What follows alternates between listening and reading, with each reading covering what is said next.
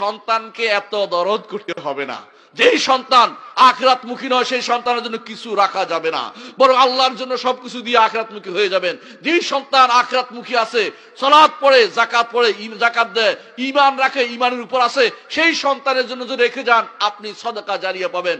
আর যে সন্তান দুনিয়াদার, দিন মানে না, শরীয়ত মানে না, আল্লাহ বিরোধী চলে, সেই সন্তানের জন্য রেখে গেলে গুনাহে জারিয়া হবে। সন্তান যদি টেলিভিশন কিনে বিশাল হারাম জিনিস দেখতে থাকে, আপনার কবরে গুনাহ যেতে থাকবে।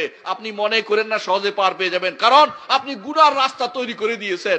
এত সম্পদ জোগাড় করে আপনি চলে যাচ্ছেন, আপনার সন্তান, আপনার সম্পদ, যেই সম্পদে যাকাত দেননি সেগুলি সাপ হয়ে কামড়াবে, আর যেগুলি হারাম থেকে নিয়ে আসছেন সেগুলি আপনার জন্য বিপদের কারণ হবে। এই বিপদ আপনিই বহন করবেন, আপনার সন্তান কিন্তু ওয়ারিস হিসাবে পেয়ে যাবে, তার কিন্তু গুনাহ হচ্ছে না। বুঝতে পারছেন কথাটা? ওই বোকা, ওই ব্যক্তি বোকা যে ব্যক্তি নিজের ধ্বংস করে আরেকজনের উপকার করতেছে।